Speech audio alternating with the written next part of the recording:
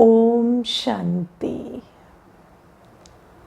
आज हम मीठे बाबा की अव्यक्त रूप से चले हुए मीठे महावाक्य सुनेंगे। वाणी की ओरिजिनल डेट है 13 फरवरी 1991। 13 फरवरी ये शिव जयंती के उपलक्ष्य पर बाबा ने जो महावाक्य उच्चारे हैं वो वाणी है। तो आज सुनते हैं बाबा क्या कहते हैं। सार है वाणी का।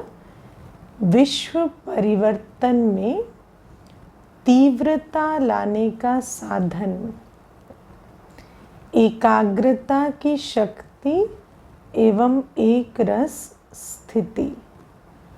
सभी विश्व परिवर्तन है ना, विश्व परिवर्तन की कामना रखते हैं, आस रखते हैं। सारी दुनिया चाहती है कि बदले विश्व के हालात, और हम बच्चे कौन हैं? हम विश्व परिवर्तक बाबा के बच्चे, मास्टर विश्व परिवर्तक हैं। तो बाबा आज कहते हैं विश्व परिवर्तन का कार्य जिसकी जिम्मेवारी बाबा ने हम बच्चों को दी है, उस कार्य में तीव्रता लाने के लिए क्या करना होगा? एकाग्रता की शक्ति एवं एक रस स्थिति। आज दूरदेशी बाप अपने दूरदेशी और देशी बच्चों को मिलन मुबारक देने आए हैं। क्योंकि बाबा जब आते हैं तो बाबा का बच्चों से मिलना होता है।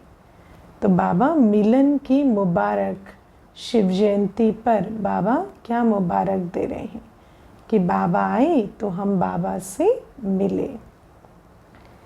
आप सभी भी दूर देश से आए हैं, बाप भी दूर देश से आए हैं। बच्चे बाप को मुबारक देने आए हैं क्योंकि शिव जयंती माना बाबा का बर्थडे, और आप बाप बच्चों को पदम गुणा मुबारक देते हैं। और बाबा बच्चों को मुबारक देते हैं कि बच्चों का भी ये ईश्वरीय जन्म हुआ, बच्चों को बाबा मिले। अब मनाना अर्थात समान बनना ना। दुनिया में तो शिव जयंती मनाते हैं, लेकिन यहाँ शिव बाबा के साथ शिव जयंती मनाना अर्थात बाप समान बनना। दुनिया में सिर्फ मनाते हैं, लेकिन बाप मनाते अर्थात बनाते हैं। बाबा जब आते हैं प्रैक्टिकली, जब प्रैक्टिकल शिव जयंती होती है, बाबा का आना होता है, तो सिर्फ इसलिए नहीं होता कि बाबा आए और बच्चे उनका आगमन मनाएं, लेकिन बाबा आते हैं तो बच्चों को आप समान बनाकर घर ले जाते हैं, है ना। विश्व की राजाई देते हैं। तो बाबा कहते हैं बाबा की शिव जयंती जो है ये कोई वैसे सिर्फ मनाने का पर्व नहीं है, ये तो बहुत बड़ा पर्व है। जिस पर्व से, जिस अवतरण से, आगमन से बच्चे बाप समान बन जाते हैं। सभी बच्चे चाहे साकार रूप में सम्मुख हो, चाहे आकार रूप में सम्मुख हो। क्योंकि देखो जब बाबा मुरली चलाते हैं तो सिर्फ जो साकार में सामने प्रस्तुत हैं, सिर्फ उन्हीं को बुद्धि में नहीं रखते, लेकिन सर्व बच्चों को आकारी रूप में सम्मुख अनुभव करते हैं। तो बाबा कहते हैं सभी बच्चे चाहे साकार रूप में सम्मुख हो, चाहे आकार रूप में सम्मुख हैं, सब बच्चे विश्व के कोने कोने में बाप की हीरे तुल्य जयंती मना रहे हैं ना। बाप दादा बाबा की जयंती कैसी? हीरे तुल्य, क्योंकि हीरे जैसा बनाने वाली है। बाप दादा आकारी रूप में सम्मुख बच्चों को भी हीरे तुल्य जयंती की हीरे तुल्य पद्मा पदम मुबारक दे रहे हैं, है ना। बाबा ने तो हम बच्चों को भी तब ज़रूर इमर्ज करके मुबारक दी होगी और आज भी हम वो मुबारक प्राप्त कर रहे हैं। इस महान अवतरित होने की जयंती को आप सभी बच्चे मनाते स्वयं भी हीरे तुल्य बन गए हो।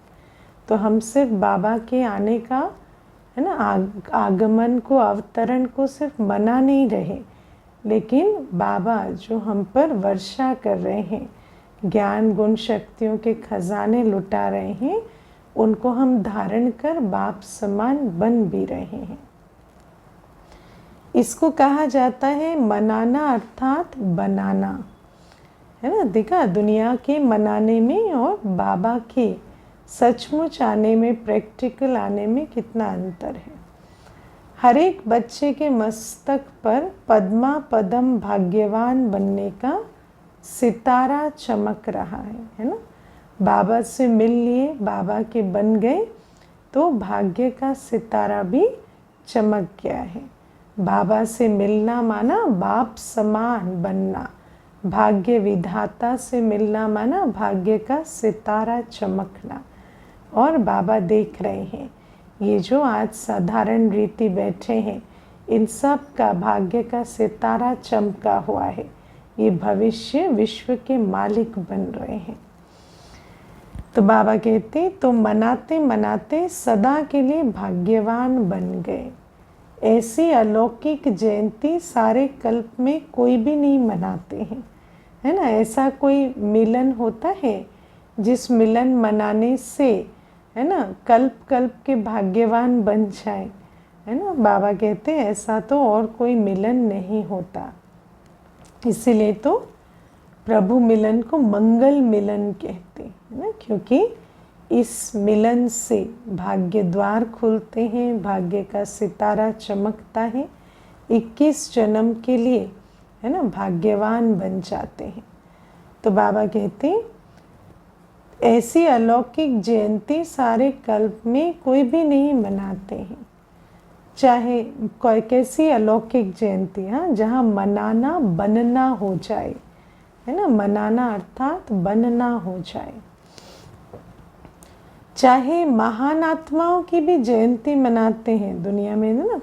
क्राइस्ट की, बुद्ध की, गांधी की, सबकी जयंती मनाते हैं, लेकिन वो महान आत्माएं मनाने वालों को महान बनाते नहीं हैं, है ना। मनाने वाले वैसे ही साधारण रहते हैं, मनाते रहते हैं, और महान आत्मा महान कहलाती है। लेकिन यहाँ तो जयंती मनाने वाले स्वयं महान बन जाते हैं।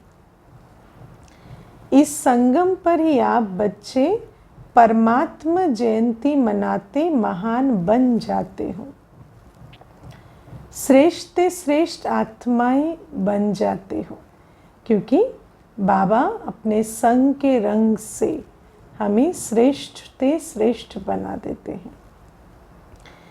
ऐसे हीरे तुल्य जीवन बनाते जो जन्म जन्मांतर हीरे और रत्नों से खेलते रहते। इस समय बाबा का बनकर, श्रीमत पर चलकर ऐसी जीवन हम बनाते हैं जो संस्कार हमें अनेक जन्मों तक सुख शांति संपत्ति की प्राप्ति कराते हैं। तो बाबा कहते आज का यादगार दिवस सिर्फ बाप का नहीं है, लेकिन बच्चों का भी बर्थडे है, क्योंकि जब बाप अवतरित होते हैं तो बाप के साथ ब्रह्मा दादा भी परिवर्तित आत्मा अवतरित होते हैं, है ना। तो ब्रह्मा बाबा ऐसा नहीं कि अभी आते हैं कोई परमधाम से, लेकिन अपने पुराने रूप से परिवर्तन हो जाते हैं। पहले तो दादा लेखराज थे, साधारण स्वमान में थे, फिर अपने आप को पहचान जाते हैं। तो ये भी जो बाबा के अंदर परिवर्तन आता है, बाबा कहते हैं ऐसा जैसे ये अवतरण की तरह ही है, एक नए जन्म की तरह है। तो बाबा का भी जन्म हुआ क्योंकि बाबा परमधाम से आए, अवतरित हुए, और बच्चों का भी जन्म क्योंकि बच्चों के अंदर जो अपनी पहचान है वो नई हो गई, स्मृति बदल गई, तो जैसे नया जन्म हो गया। बाप और दादा दोनों का साथ साथ अवतरण होता है। समझा ना, ब्रह्मा बाबा का अवतरण कैसे होता है? क्योंकि उनका परिवर्तन हो जाता है, पुरानी स्मृति बदल नई बन जाती है। सिवाय ब्राह्मणों के बाप दादा स्थापना का यज्ञ रच नहीं सकते, है ना। इतना बड़ा यज्ञ जिससे विश्व परिवर्तन हो, ऐसा यज्ञ बाबा अकेले तो नहीं रचते। बाबा ब्रह्मा बाबा और ब्राह्मणों के साथ ही रचना रचते हैं। इसलिए बाप दादा और ब्राह्मण बच्चे साथ साथ अवतरित होते हैं। तो किसका जन्मदिन कहेंगे, आपका या बाप का? अब बाबा कहते देखो, बच्चे का भी जन्मदिन है, बाप का भी है। ये तो अलौकिक जन्मदिन, ऐसा तो दुनिया में कहीं नहीं होता, बाप बच्चे का एक साथ जन्मदिन। अब बाबा कहते फिर इस अवतरण का नाम क्या रखें? बाप का जन्मदिन कहलाए या बच्चे का? आपका भी है ना, तो आप बाप को मुबारक देते हैं और बाप आपको मुबारक देते हैं। शिव जयंती अर्थात परमात्मा जयंती को महाशिवरात्रि क्यों कहते हैं? महाशिवरात्रि कहते हैं ना, सिर्फ शिवरात्रि नहीं कहते, लेकिन महाशिवरात्रि कहते हैं, क्योंकि इस अवतरण दिवस पर शिव बाप, ब्रह्मा दादा और ब्राह्मणों ने महान संकल्प का व्रत लिया कि विश्व को पवित्रता के व्रत से महान श्रेष्ठ बनाएंगे। समझा महाशिवरात्रि क्यों है? क्योंकि शिव बाबा, ब्रह्मा दादा और ब्राह्मणों ने एक महान संकल्प आज के दिन लिया। कौन सा संकल्प का व्रत लिया? कि विश्व को पवित्रता के व्रत से महान श्रेष्ठ बनाएंगे। इसीलिए इस दिन, जिस दिन ये व्रत लिया, बाबा के आने से ही ब्राह्मण बच्चों ने और ब्रह्मा दादा ने ये व्रत लिया, तो बाबा कहते हैं इसीलिए इस दिन को महाशिवरात्रि कहते हैं, क्योंकि इस महान व्रत से, पवित्रता के महान व्रत से विश्व महान बन जाते हैं।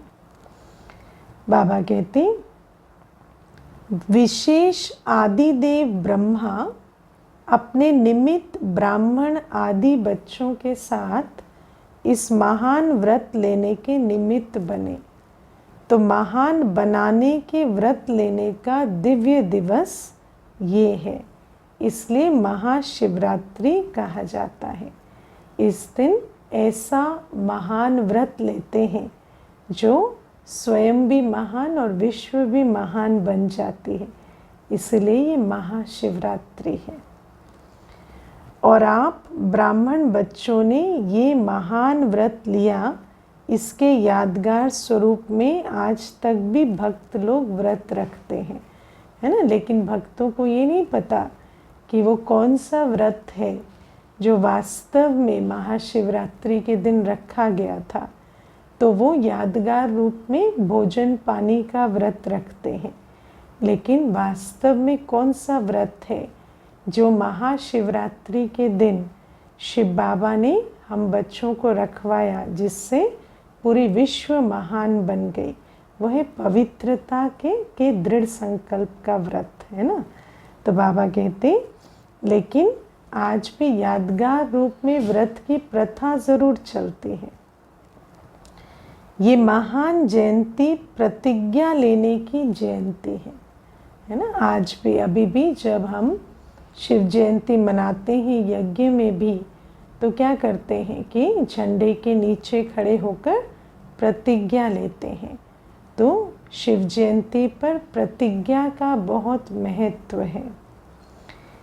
एक तरफ प्रत्यक्ष होने की जयंती है, दूसरी तरफ प्रतिज्ञा लेने की जयंती है। एक तरफ तो सबको हम परिचय देते हैं कि शिव बाबा आ गए, तो प्रत्यक्षता की जयंती है, और दूसरा प्रतिज्ञा लेने की भी ये जयंती है।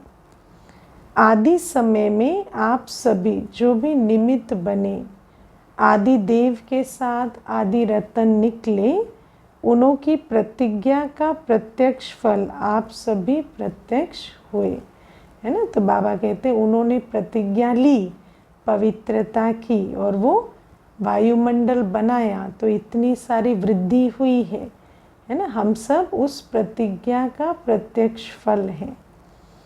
देखो कहाँ कहाँ कोनों में चले गए थे, कितने कोने में चले गए, लेकिन बाप ने मिट्टी में छिपे हुए अपने हीरे तुल्य बच्चों को ढूंढ लिया ना, है ना। तो बाबा कहते ये जो पवित्रता की प्रतिज्ञा ब्रह्मा बाप के साथ साथ आदि रत्नों ने ली, उससे जो है ना, उससे जो वायुमंडल बना, उससे जो शक्तिशाली यज्ञ में जो शक्ति भरी, है ना, उससे हम बच्चों का जन्म हुआ।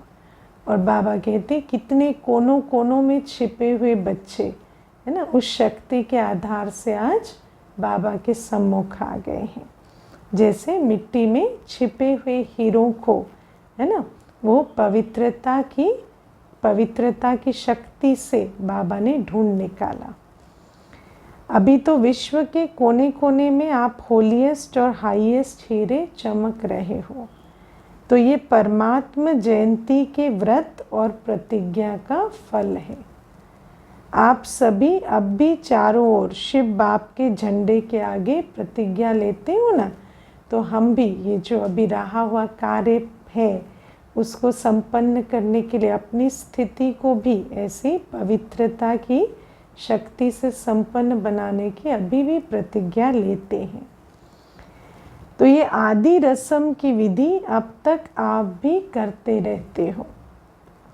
ये परमात्मा जयंती जिसको शिवरात्रि भी कहते हैं, है ना। आप समझ लिया व्रत का महत्व, समझ लिया सच्चा व्रत क्या है, प्रतिज्ञा कौन सी है सच्ची वो भी समझ लिया, प्रत्यक्षता की भी और प्रतिज्ञा की भी यादगार दिवस है ये। और अब बाबा कहते शिवरात्रि कहते हैं, है ना। तो रात्रि का भी अर्थ समझेंगे। रात्रि अर्थात अंधकार। तो बाबा का आने का अंधकार से क्या कनेक्शन है समझेंगे।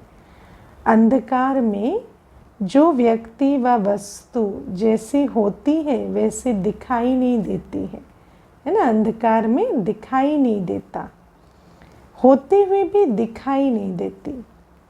जब बाप अवतरित होते हैं तो आप भी जो आप हैं, जो है जैसे हैं, ना अपने आप को देख सकते थे, ना बाप को देख व जान सकते थे। तो कैसा अंधकार छाया हुआ था कि आत्मा है, बाबा है, लेकिन प्रकाश के अभाव में, ज्ञान प्रकाश नहीं था, तो न आत्मा अपने आप को जो है जैसी है देख पाती, न बाप को।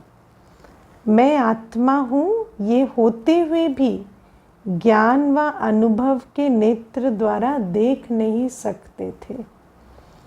नेत्र होते हुए भी अंधकार में थे। ऐसा तो नहीं है कि तीसरा नेत्र था नहीं, लेकिन उसमें ज्ञान प्रकाश नहीं भरा था, नूर नहीं था, तो जैसे कि अंधकार में थे। नेत्र अर्थात नेत्र यथार्थ कार्य नहीं करते थे, स्पष्ट दिखाई नहीं देता।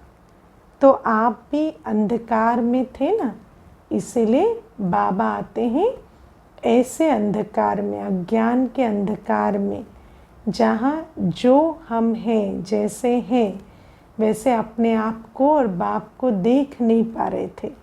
तो बाबा आकर ज्ञान प्रकाश से, अनुभव के प्रकाश से हमें स्वदर्शन और बाबा का दर्शन कराते हैं। तो बाबा कहते अपने को ही नहीं देख सकते थे, इसलिए बाप पहले इस अंधकार को मिटाते हैं। तो शिवरात्रि अर्थात अंधकार को मिटाए यथार्थ का प्रकाश प्रज्वलित होना, है ना। अंधकार मिट गया, सारे संशय खत्म हो गए, अनुमान खत्म हो गए। आत्मा जो है जैसी है, बाबा जो है जैसा है, ड्रामा जो है जैसा है, सब कुछ प्रत्यक्ष हो गया। इसीलिए शिवरात्रि कहकर मनाते हैं। भक्ति मार्ग की विधियां भी आपकी यथार्थ विधियों का यादगार है ना। इस समय वास्तव में अंधकार से उजाले में बाबा ले जाते हैं, तो वो भी नाम तो रख लेते हैं, बाकी वो यादगार रूप में नाम रखते हैं। वहाँ कोई अंधेरे से उजाले में जाने की बात नहीं होती। एक तरफ भक्तों की विधि और दूसरे तरफ है बच्चों की संपूर्ण विधि, है ना। संपूर्ण विधि जिससे सिद्धि होती है और भक्तों की विधि जिससे सिर्फ भावना पूरी होती है।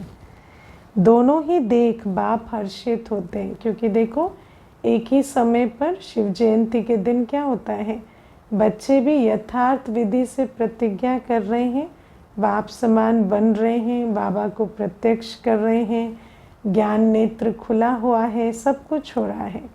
और उधर भक्त भी अपनी यादगार विधियों से खूब मना रहे हैं, और यहाँ बच्चे आप बाप समान बन रहे हैं। आप लोग भी हर्षित होते हो ना कि हमारे भक्त फॉलो करने में कितने होशियार हैं, है ना। जैसे हमने यथार्थ विधि से सिद्धि पाई, वो उसका हूबहू यादगार बनाकर मनाते रहते हैं। लास्ट जन्म तक भी अपनी भक्ति की विधियां निभाते आते हैं। सोचो लास्ट जन्म आ गया, 84 जन्म पे खड़े हैं, लेकिन भगत भी अपनी विधियों में बिल्कुल पक्के हैं, और हम भी यथार्थ विधि से सिद्धि प्राप्त कर रहे हैं। ये सब है बाप और आप बिंदु रूप की कमाल, है ना। ये जितनी भी भक्ति की रस्म रिवाज है, सोचो 2500 वर्ष से जितना कुछ चलता है, वो सब कुछ इस छोटे से युग में हम बच्चों और बाप ने जो मिल के कर्तव्य किए ना, उसकी यादगार है। शिव बाबा के साथ सालिग्राम भी साथ साथ पूजे जाते हैं।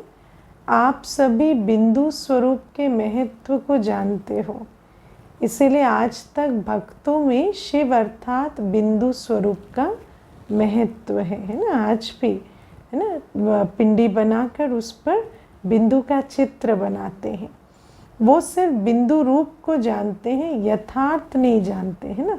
बिंदु में जो सिंधु समाया है उसको नहीं जानते, बाबा के साथ कोई संबंध का अनुभव नहीं करते, सिर्फ वो चित्र को जानते हैं, अपने रूप से जानते हैं। लेकिन आप बाप को सिर्फ बिंदु रूप से नहीं, लेकिन बिंदु के साथ जो सर्व खजानों का सिंधु है, तो बिंदु के साथ सिंधु रूप को भी जानते हो। हम तो बाबा की सचमुच महिमा और सचमुच बाबा के सागर स्वरूप को जानते हैं।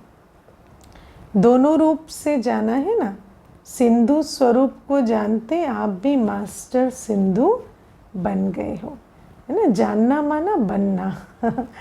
आप में कितने खजाने भरे हुए हैं, हिसाब लगा सकते हो। अनगिनत अथाह और अविनाशी खजाने हैं, है ना। एक एक दिन हम बाबा से इतनी झोली भर रहे हैं, सूक्ष्म स्थूल पता ही नहीं लगता। अनगिनत भी है, अथाह भी है खजाने, और फिर अविनाशी हैं, क्योंकि ये खजाने शरीर छूटने से भी ख़त्म नहीं होंगे, आगे भी हमारे साथ जाएंगे भाग्य के रूप में, प्रारब्ध के रूप में। तो बाबा कहते समझते हो कि सिंधु के साथ रहकर स्वयं भी मास्टर सिंधु बन गए हो, जैसे खजानों से संपन्न हो गए हो। देखो जब हम बाबा के पास आए तो ना कोई ज्ञान था, ना गुण था, ना शक्ति थी, ना अनुभव थे, कुछ नहीं था, कोई महसूसता नहीं, कोई लक्ष्य नहीं। और आज देखो कितना बाबा ने धीरे धीरे धीरे कितने खजानों से भरपूर कर दिया, है ना। अपनी पिछली जन्म से बिल्कुल ही परिवर्तन हो गए हैं। तो बाबा कहते इतने अनगिनत अथाह और अविनाशी खजाने प्यारे बाबा ने हमें दिए हैं।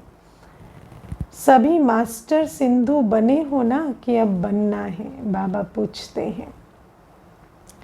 तपस्या वर्ष में क्या करेंगे, है ना। सचमुच अभी तो तपस्या वर्ष ही, जो भी ब्राह्मण बच्चे जो सचमुच समय को पहचानते हैं, महसूसता रखते हैं, वो समझते हैं कि अब तो तपस्या वर्ष ही चल रहा है, कि अब तो सिर्फ तपस्या कर संपन्न बनना है। तो बाबा आज तपस्या वर्ष के प्रति भी डायरेक्शन दे रहे हैं।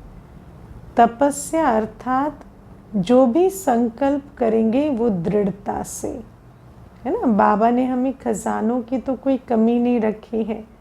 कितने श्रेष्ठ संकल्प, कितने श्रेष्ठ स्वमान, कितने सारे, है ना, श्रेष्ठ हमें कर्तव्य दिए हैं। लेकिन बाबा कहते हैं सिर्फ तपस्या वर्ष अर्थात एक एडिशन दृढ़ता की, बहुत दृढ़ता से एक एक श्रीमत पर चलना, एक एक श्रेष्ठ संकल्प पर बहुत दृढ़ता से अचल अडोल रहे उसकी धारणा करना। तपस्या अर्थात एकाग्रता और दृढ़ता, सारा व्यर्थ खत्म, मन बुद्धि एक बाबा पर एकाग्र और दृढ़ता। बाबा जो बना रहे हैं बनना ही है, करना ही है, इसी को कहते हैं तपस्या।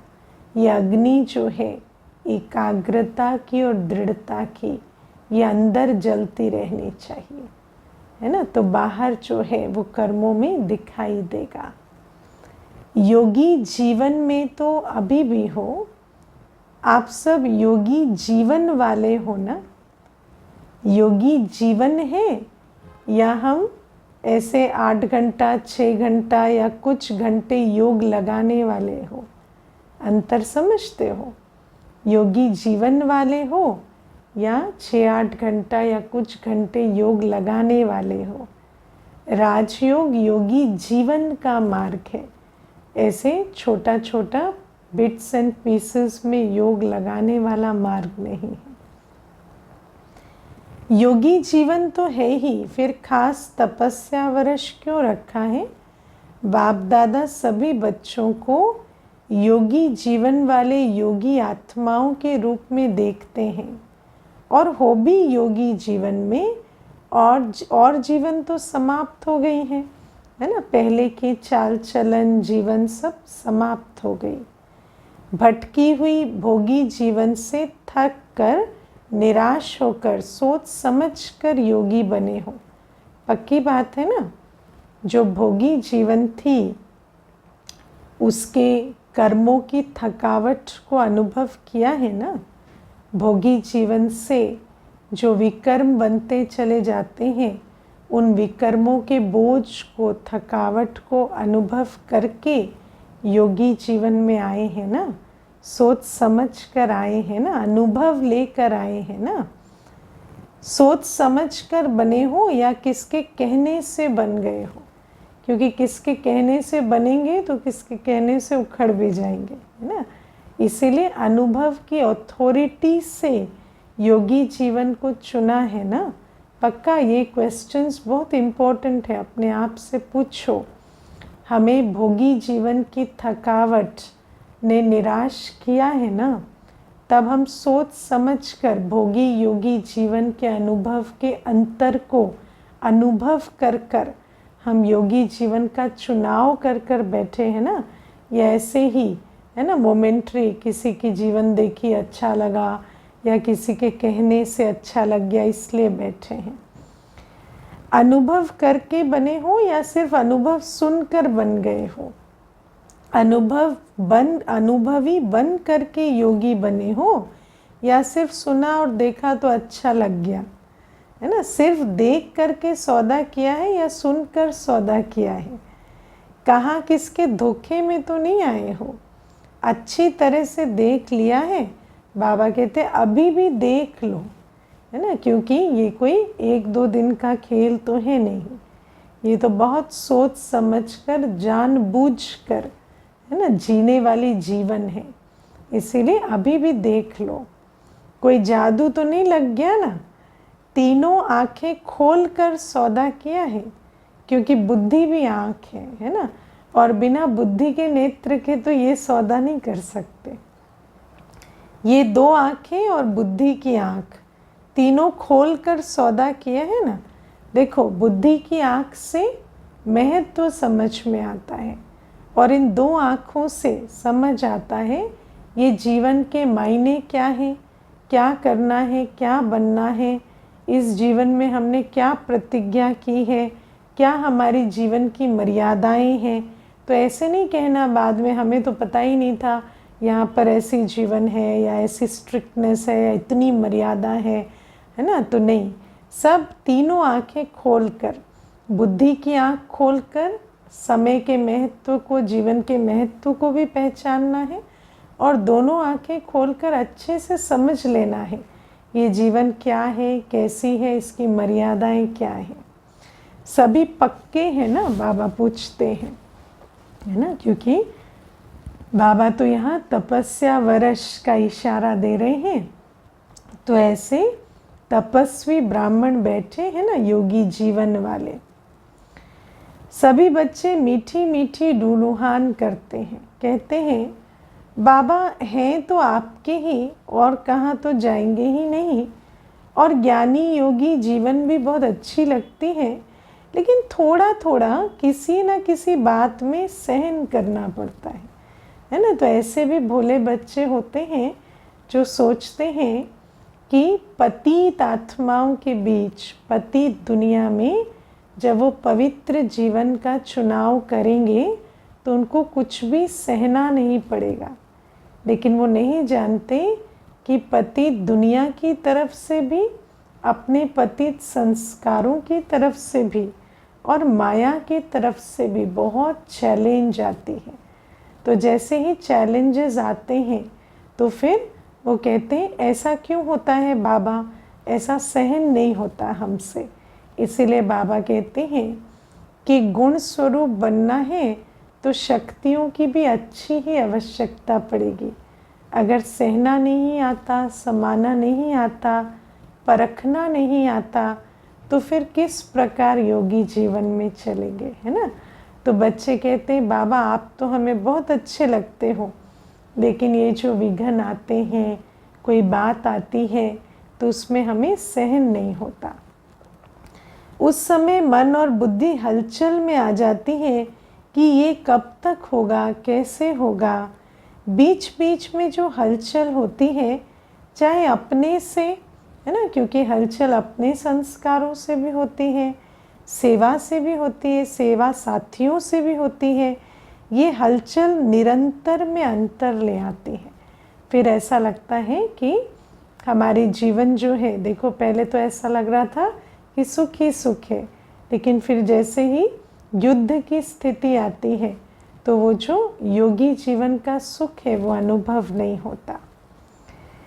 तो सहन शक्ति की परसेंटेज थोड़ी कम हो जाती है। बाबा इसका कारण क्या बताते हैं कि योगी जीवन तो चुन ली, लेकिन योगी जीवन में जो सहन शक्ति चाहिए, जो शक्तियाँ चाहिए सफलता के लिए, सफल योगी जीवन के लिए शक्ति स्वरूप बनना पड़ेगा।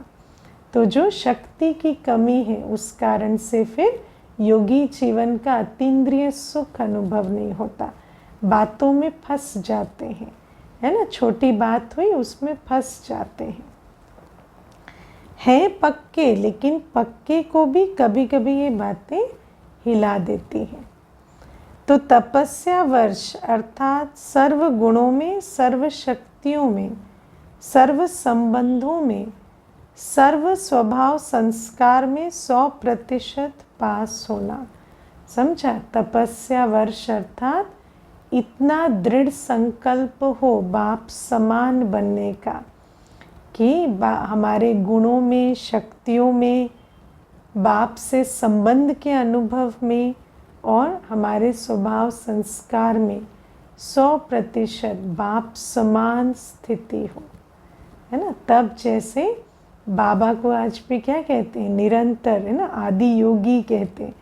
वैसे तो बाबा योगी नहीं है, बाबा किसी से योग नहीं लगाते, लेकिन बाबा की अवस्था कैसी, अचल अडोल है, सदा बाबा सागर है।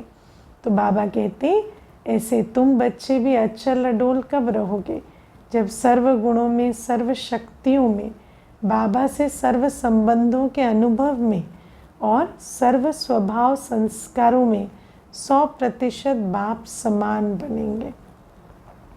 तो तपस्या वर्ष का लक्ष्य क्या है? ये लक्ष्य है। अभी पास हो लेकिन फुल पास नहीं हो। एक है पास, दूसरा है फुल पास और तीसरा है पास विद ऑनर। तो तपस्या वर्ष में अगर पास विद ऑनर थोड़े बने तो फुल पास तो सब बन सकते हैं। बाबा कहते चलो तपस्या वर्ष में लक्ष्य रखकर तपस्या करेंगे। लक्ष्य रखते हैं, देखो सभी बच्चे कहते पुरुषार्थ कर रहे हैं, लेकिन आज जैसे बाबा ने हमें लक्ष्य दिया है कि 4 बातों में 100% है ना पास होना है। गुणों में, शक्तियों में, बाबा से सर्व संबंधों में और स्वभाव संस्कारों में। तो बाबा कहते ऐसे लक्ष्य रखकर तपस्या करेंगे, दृढ़ता से अपना पुरुषार्थ करेंगे, तो चलो पास विद ऑनर कुछ होंगे तो कम से कम फुल पास में तो सब आ जाएंगे। बाबा कहते तो और फुल पास होने के लिए सबसे सहज साधन है, जो भी कोई पेपर आते हैं और इस तपस्या वर्ष में भी पेपर आएंगे, ऐसे नहीं कि नहीं आएंगे, लेकिन पेपर समझकर पास करो। समझा? कोई बात आती है तो उसको क्या समझना है? ये मेरा पेपर है, मैंने एक लक्ष्य रखा है, पुरुषार्थ कर रही हूँ, तो ये बात मेरी चेकिंग करने आई है और उसको चैलेंज करो कि मुझे इसे पास करना ही है। बात को बात नहीं समझो, पेपर समझो, तो अपने अंदर से भी है ना अपनी भी शक्तियों को चैलेंज करेंगे और उसको पास करेंगे, है ना। अगर बात समझते हैं तो उसमें फंस जाते हैं, पेपर समझते हैं तो अपनी गुणों शक्तियों से, संबंधों की स्थिति से, स्वभाव संस्कार बाप समान बनाकर उसे पास करते हैं। पेपर के क्वेश्चन के विस्तार में नहीं जाते, ये क्यों आया, कैसे आया, किसने किया। पास होने का सोचकर पेपर को पार करते हैं। दुनिया में भी देखो, जब हम लौकिक पढ़ाई पढ़ते हैं तो मानो कहीं से आउट ऑफ सिलेबस क्वेश्चन आ जाता है, तो अगर व्यक्ति सोचे बैठ कर ये कहाँ से आया, ये तो सिलेबस में नहीं था, ये ऐसा था, लेकिन उसको उस समय पता होता है, बहुत डीपली पता होता है, चाहे आउट ऑफ सिलेबस है, लेकिन अभी जो भी मैं लिखूँगा उस आधार से पास होऊंगा। तो बाबा कहते क्या क्यों में नहीं फंसो, पास होने का लक्ष्य रखो। कहाँ से आया ये पेपर, उसमें नहीं उलझो। तो पेपर समझकर पास करो। ये क्या हो गया, ऐसा होता है क्या, या अपनी कमज़ोरी में भी ये नहीं सोचो कि ये तो होता ही है ना। कई ऐसे अचरज खाते हैं, ये क्या हो गया, ऐसा होता है क्या। कई ऐसे होते हैं ये तो होता ही है, ऐसे कमज़ोर संकल्पों को भी बढ़ावा दे देते हैं। अपने लिए सोचते हो ये तो होता ही है, इतना तो होगा ही, और दूसरे के लिए सोचते हो ये क्यों किया, क्या किया, है ना। तो अपनी जो कमज़ोर संस्कार होते हैं, जिस कारण से संपूर्ण श्रीमत पर चलने में चूक हो जाती है, तो अपने तो क्या बन जाते हैं, वकील।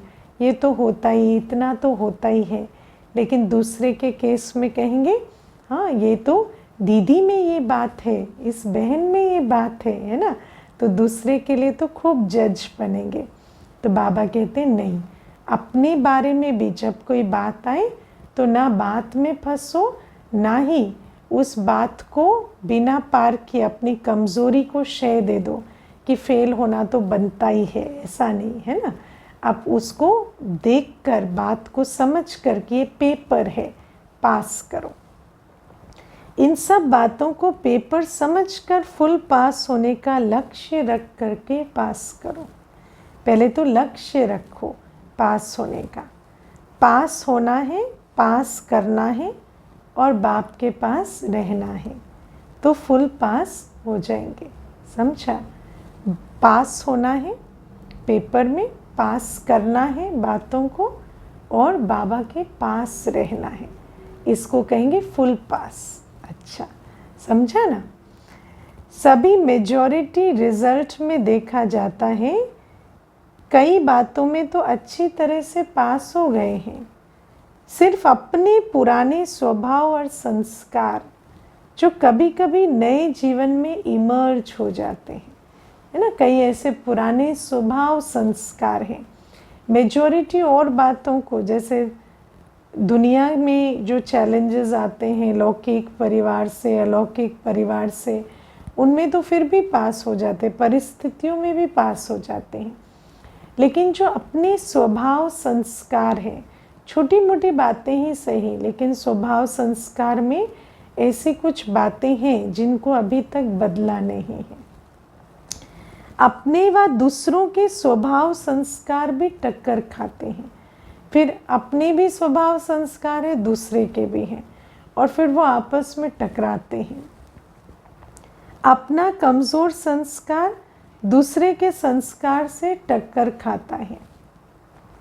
ये कमज़ोरी अभी विशेष लक्ष्य को पहुंचने में विघ्न डालती है ना। ये देखो, बड़ी बड़ी बातों को पार कर लिया, है ना, दुनिया की सारे तूफानों को पार कर लिया, लेकिन कहाँ अटक गए?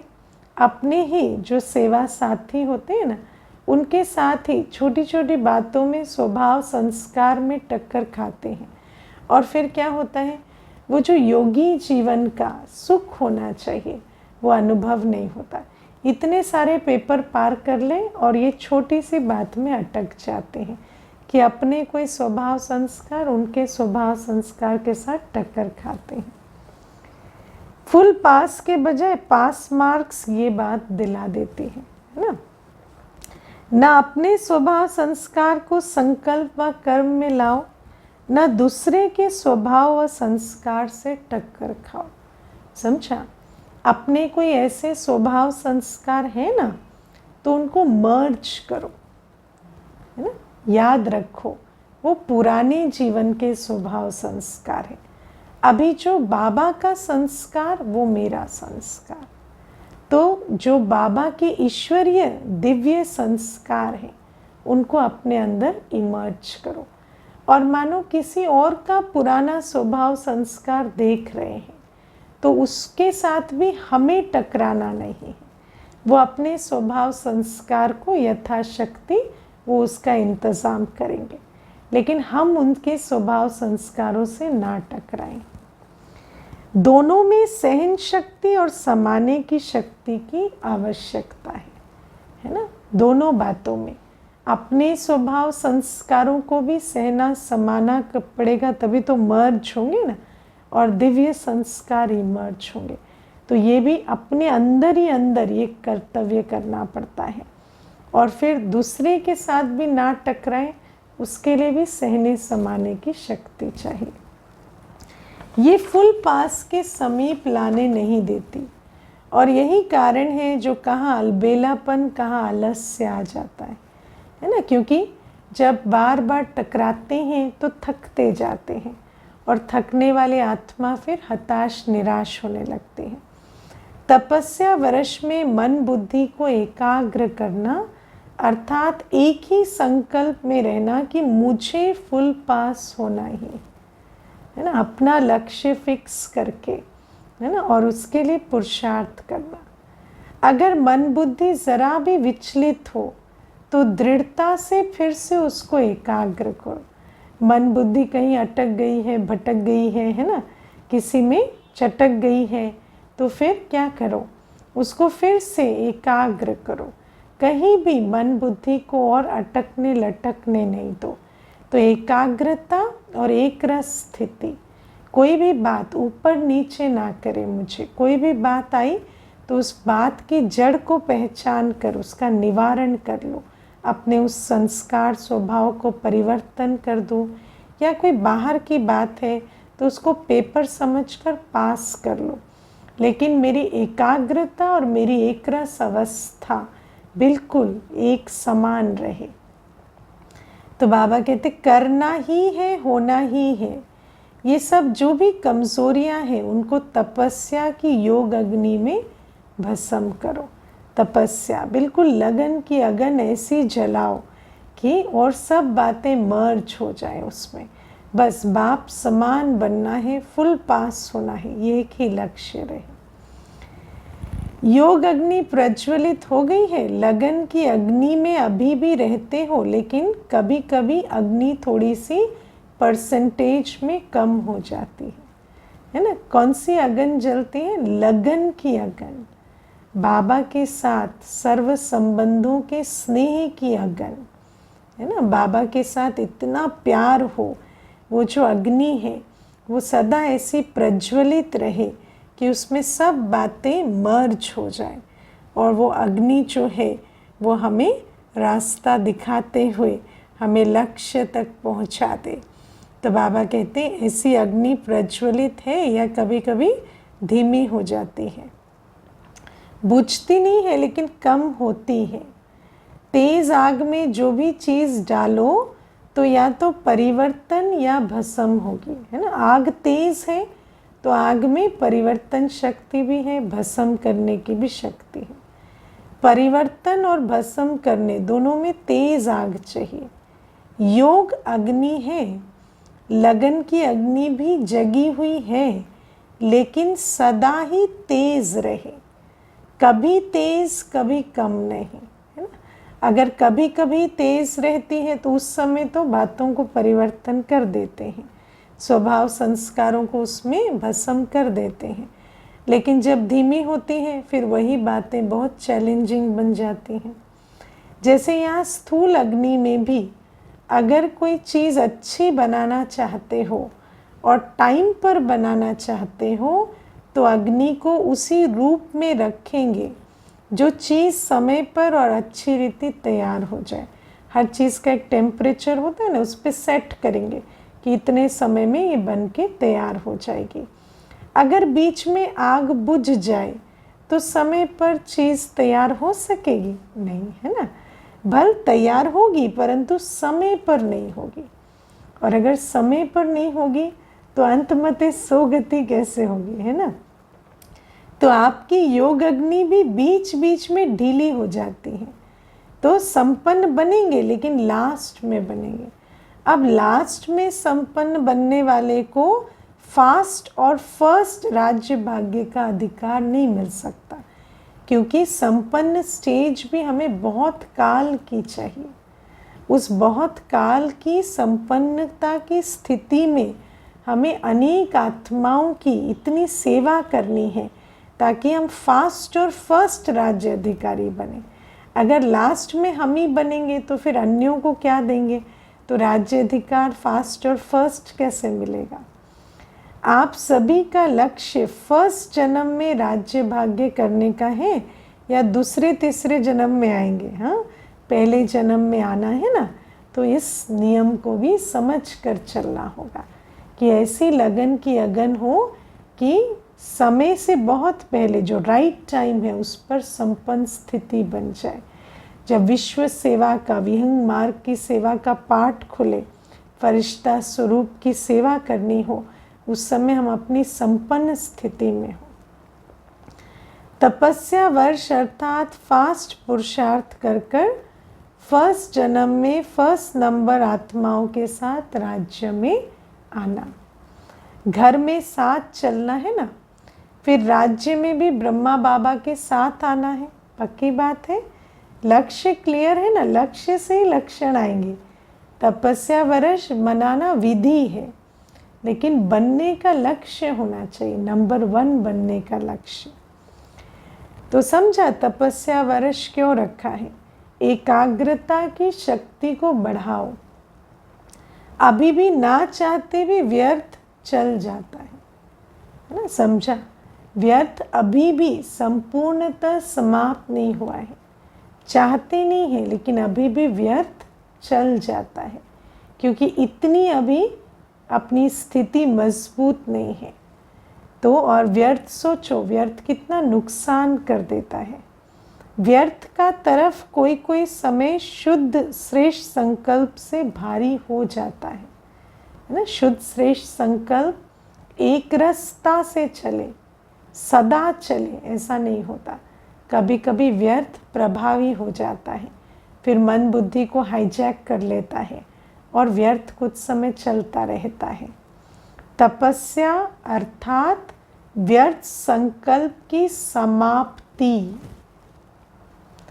जीवन में टाइम और थॉट, एक सेकंड भी, एक संकल्प भी व्यर्थ ना हो, इसको कहेंगे तपस्या। तभी तो कहेंगे निरंतर, वरना व्यर्थ चला तो अंतर आ गया, स्थिति जो है हलचल में आ जाएगी। क्योंकि ये समाप्ति ही संपूर्णता को लाएगी। ये व्यर्थ समाप्त होगा तभी संपूर्ण बनेंगे। समाप्ति के बिना संपूर्णता नहीं आएगी।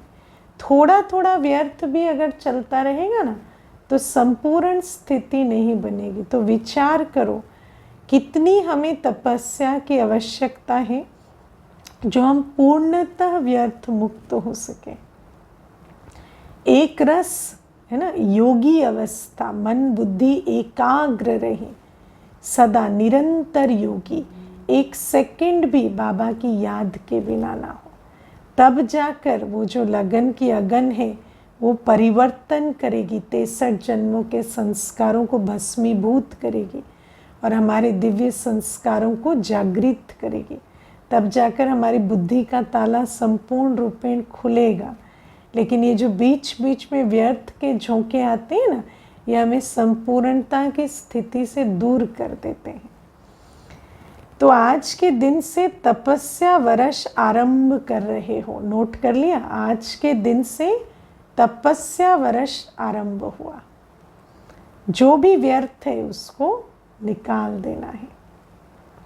उमंग उत्साह के लिए बाप दादा मुबारक देते हैं। चारों ही सब्जेक्ट में फुल पास होने की मार्क्स लेनी है।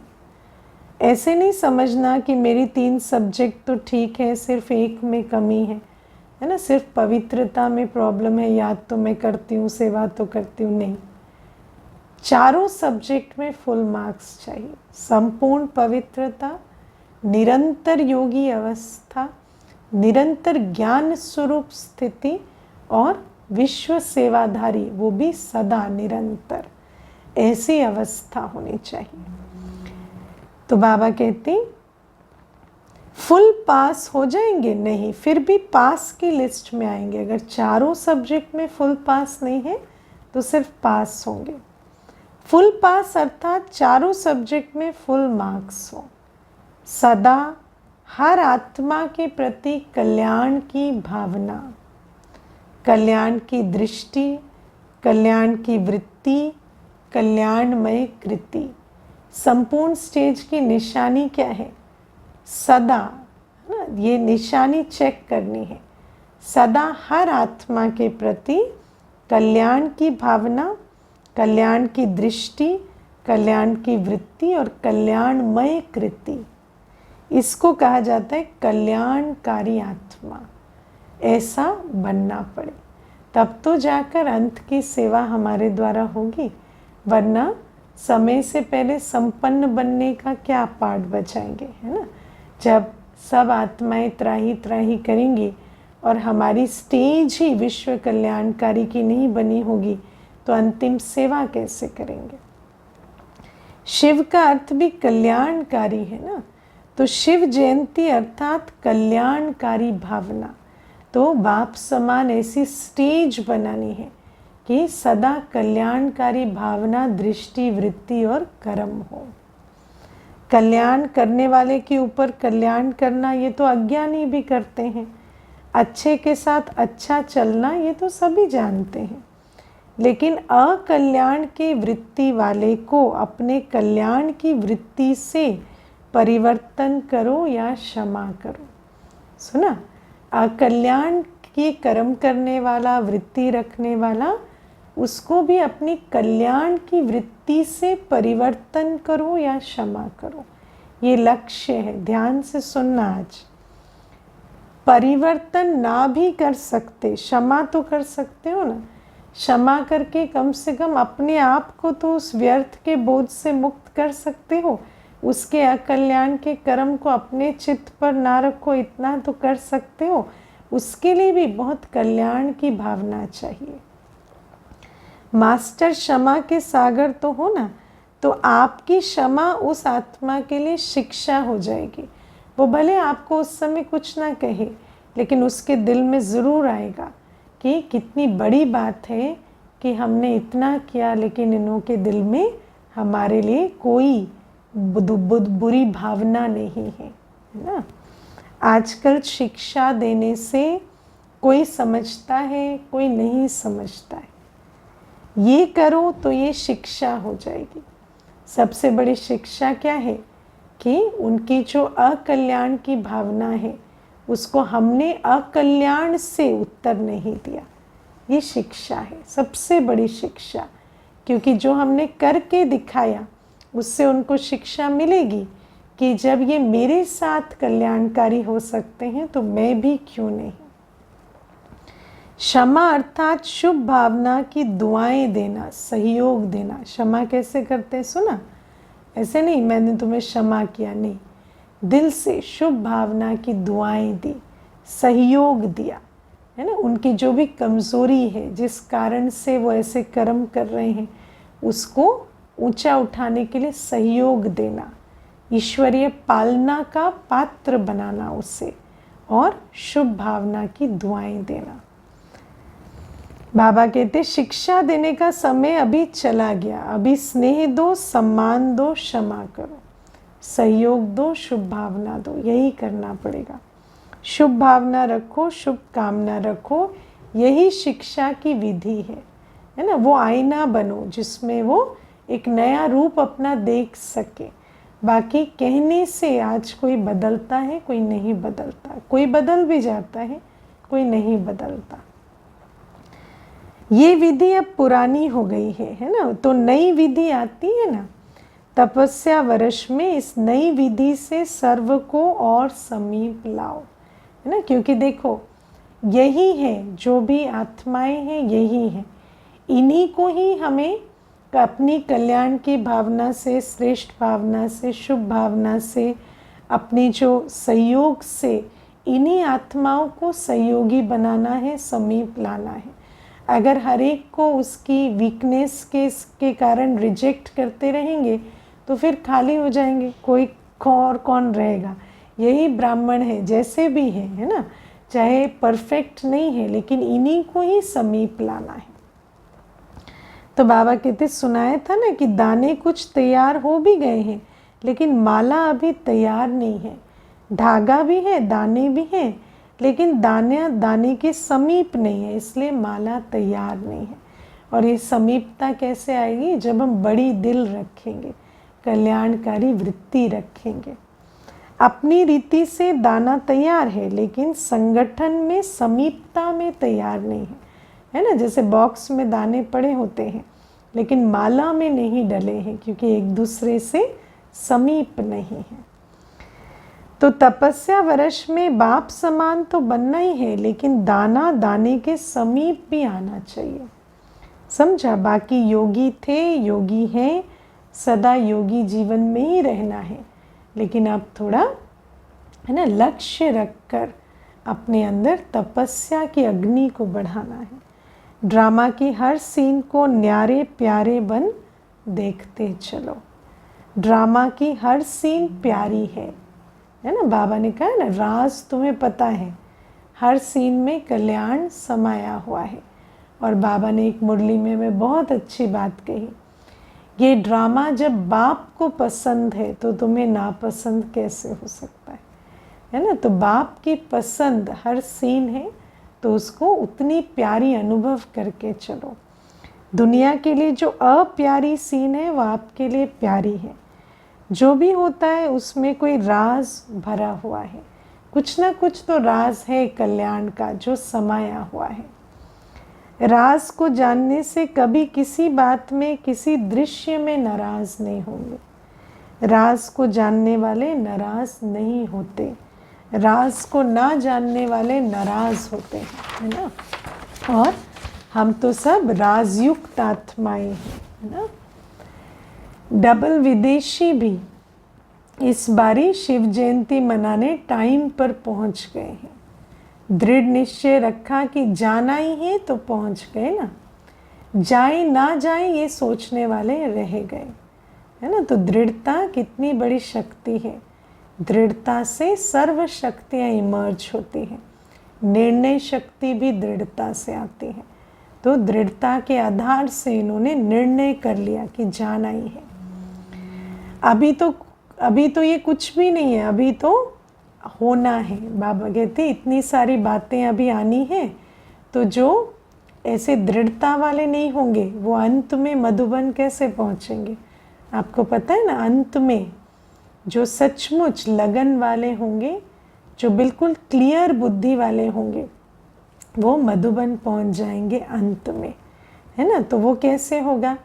जो इतना सोच नहीं चलाते ना, जिनके अंदर दृढ़ता की शक्ति के आधार से सर्व शक्तियाँ, परख शक्ति है, निर्णय शक्ति है, बिल्कुल यथार्थ समय को पहचान पाते हैं, वो अंत में भी पहुंच जाएंगे। तो बाबा कहते अभी तो कुछ भी बातें नहीं आई, और अगर इसी में ही बातों में फंस के मधुबन का चांस मिस कर दिया तो फिर अंत में कैसे पहुंचेंगे। अभी प्रकृति ने फुल फोर्स की हलचल शुरू की नहीं है, करती है, लेकिन फिर आप लोगों को देखकर थोड़ा ठंडी हो जाती है। वो भी डर जाती है कि मेरे मालिक तैयार नहीं है, किसकी दासी बने। हाँ देखो, बाबा उलहना दे रहे कि मालिक तैयार नहीं है तो प्रकृति भी हलचल नहीं ला रही है। निर्भय हो ना, डरने वाले तो नहीं हो ना। लोग डरते हैं मरने से, और आप तो हैं ही मरे हुए, मर गए ना।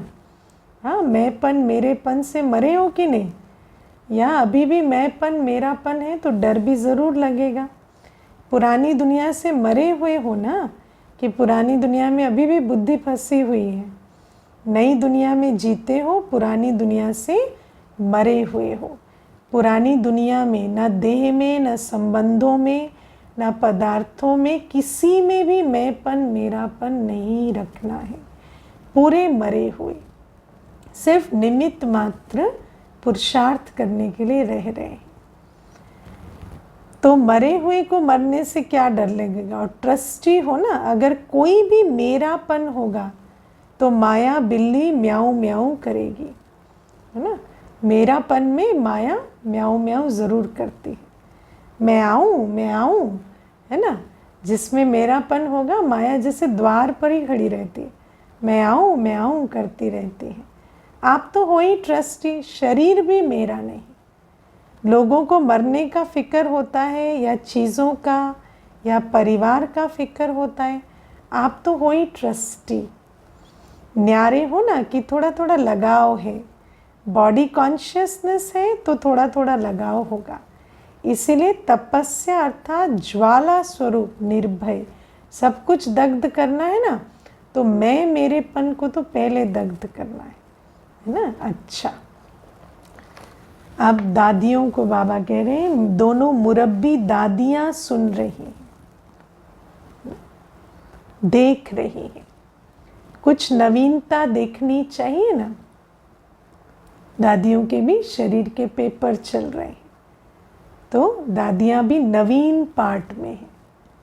बाप दादा ने पहले भी सुनाया कि एक है वाणी की सेवा, दूसरी है फरिश्ता मूरत और शक्तिशाली स्नेहमयी दृष्टि की सेवा। तो दादियाँ तो सदा सेवा पर तो है ही, लेकिन बस वाणी की सेवा से अभी कौन सा पार्ट बच रहा है? फरिश्ता मूरत और स्नेहमयी दृष्टि की सेवा। कुछ समय इन्हों को ये सेवा का पाठ मिला हुआ है। आदि से वाणी और कर्म की सेवा तो करती रही है, इस विधि की सेवा का ये भी ड्रामा में है। अंत में यही सेवा रह जाएगी, अंत में और थोड़ी वाणी की सेवा होगी, अंत में तो यही स्थिति से सेवा, स्नेहमयी दृष्टि और अव्यक्त फरिश्ता स्थिति से सेवा होगी। ये पाठ थोड़े समय के लिए इन्हों को मिला है, फिर भी मुरब्बी बच्चे हैं ना, इन्हों के हिसाब किताब चुक्त होने में भी सेवा है ना। दादियों के लिए तो मशहूर है, जब भी हॉस्पिटल जाते तो डॉक्टर्स की सेवा होती। तो हम बच्चों के तो हिसाब किताब चुक्त होते हैं, लेकिन इनकी तो हिसाब किताब चुक्त होने में भी सेवा समाई है। निमित्त हिसाब है, लेकिन राज सेवा का है। बेहद के खेल में ये भी एक वंडरफुल खेल है। दोनों का पार्ट भी नवीनता है। ये जल्दी जल्दी हिसाब किताब चुक्त कर संपन्नता और संपूर्णता के समीप जा रही है। अकेले नहीं जाएंगे ये कोई नहीं सोचो। हर एक को चुक्त तो करना ही है, लेकिन कोई सिर्फ चुक्त करता है, कोई चुक्त करते भी सेवा करते हैं। समझा? हिसाब किताब तो सबको आने हैं और चुक्त भी करने हैं, लेकिन कोई सिर्फ चुक्त करता है, कोई उसके साथ सेवा भी करता है। सारे विजयी बन गए ना, सबकी दुआओं की दवा भी सूली से कांटा कर देती है। हिसाब किताब के प्रभाव में नहीं आई है ना कोई भी, क्योंकि अशरीरीपन का इतना अभ्यास किया है कि कोई भी शरीर का हिसाब किताब प्रभाव नहीं डाल पाता आत्मा पर। दोनों ठीक हो गए हैं, सिर्फ परहेज में है। रेस्ट भी परहेज है। जैसे खाने में परहेज होती है, ये फिर चलने फिरने बोलने की परहेज है। स्नेह क्या नहीं कर सकता है, कहावत है ना, स्नेह पत्थर को पानी कर सकता है, तो ये बीमारी नहीं बदल सकता है। परमात्मा स्नेह तो ऐसा जादू है जो कुछ भी बदल सकता है। हाँ, बदल तो गई ना, हार्ट की बीमारी बदल गई, पत्थर से पानी तो हो गया ना, तो ये सब आपका प्यार है। बाकी अब सिर्फ पानी रह गया, पत्थर खत्म हो गया। रेस्ट में रहने से दोनों के चेहरे चमक गए हैं। परिवार का प्यार भी बहुत मदद देता है। तो बाबा का प्यार है, दुआएं हैं, पत्थर से पानी हो गया, हार्ट की बीमारी बदल गई और परिवार की दुआओं की भी मुबारक। अच्छा, चारों ओर के सर्व विश्व कल्याण की श्रेष्ठ भावना रखने वाले, चारों ओर के ऐसे दृढ़ संकल्प करने वाले, तपस्या द्वारा स्वयं को विश्व को परिवर्तन करने वाले, एकाग्रता की शक्ति से एक रस तीव्र स्थिति में रहने वाले, ऐसे तपस्वी आत्माओं को, स्नेही आत्माओं को, सदा बाप के साथ रहने वाली आत्माओं को, सदा भिन्न भिन्न विधि से सेवा में साथी रहने वाले बच्चों को महापरमात्मा जयंती की मुबारक और याद प्यार स्वीकार हो, और साथ साथ नमस्ते। ऐसा बनाने वाले मीठे प्यारे बाबा को भी हम बच्चों का याद प्यार, गुड मॉर्निंग और नमस्ते। ओम शांति। वरदान है समय और परिस्थिति प्रमाण।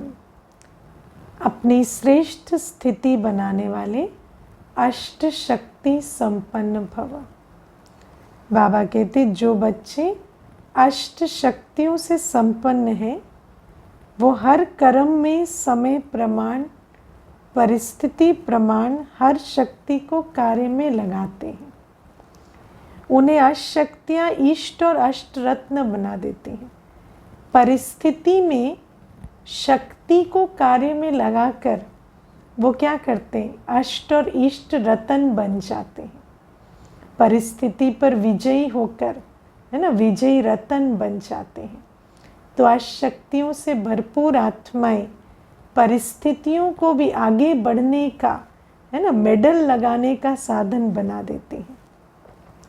ऐसे अष्ट शक्ति संपन्न आत्माएं जैसा समय, जैसी परिस्थिति, वैसी स्थिति सहज बना लेती हैं। उनके हर कदम में सफलता समाई रहती है। कोई भी परिस्थिति उन्हें श्रेष्ठ स्थिति से नीचे नहीं उतार सकती। स्लोगन है, जो कर्म हम करेंगे हमें देखकर और करेंगे। ये स्लोगन सदा स्मृति में रहे तो कर्म श्रेष्ठ हो जाएंगे। सदा अनुभव करो, आप अकेले नहीं हैं, कोई कर्म प्राइवेट नहीं है।